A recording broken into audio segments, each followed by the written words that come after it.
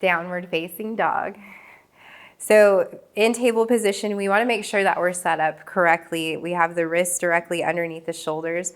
And then here, we want to make sure that the center of the wrist is in line with the center of the shoulder here.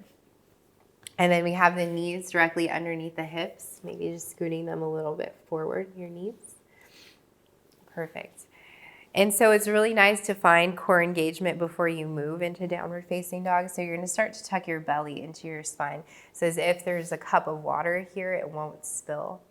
And then now, from this position, you're going to curl your toes under. I'm just going to have you lift your knees about 2 inches away from the floor. Pause there. Good. And then nice and slow, go ahead and lift the hips all the way up, coming into full downward facing dog. All right, so it's really important to be aware of the shoulders and not really dumping into the shoulders, but rather engaging through them. So relax your head and your neck, draw the shoulder blades in the back, but then from here we want to spiral the back of the arms towards one another. Yeah, so broadening through the back and not so much dumping into the heart, rather lifting so the shoulder blades can wrap around and the outer edges of the arms can wrap in. So the hips are lifting up nice and high and the heels are coming down low.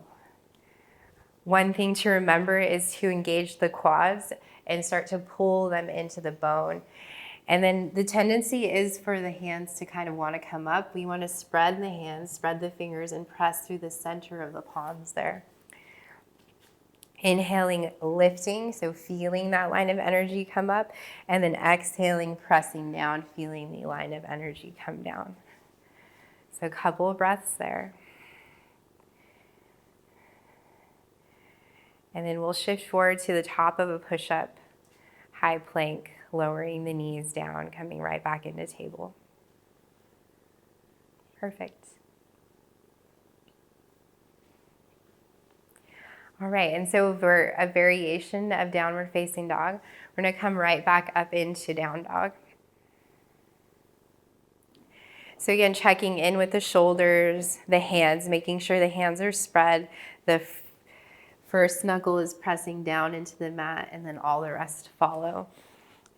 So now we're gonna lift the right leg up to the ceiling, 3-legged dog. Right heel comes up. So it's important that the leg stays straight and that the hips stay in line with one another. So instead of lifting as high as we can, we're gonna lower a little bit and then try to send energy through this heel. Perfect. Breathing there. Go ahead and bring your right foot to meet the left. And then switching sides. So the left leg is gonna come up. And the tendency is to want to take the weight to the opposite side of the body, but instead of doing that, we want to send the weight evenly through both sides of the body.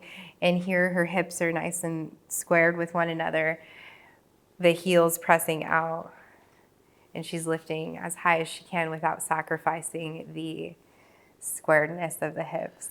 So go ahead and take your left foot down to the floor. Good, bend your knees all the way down to table position.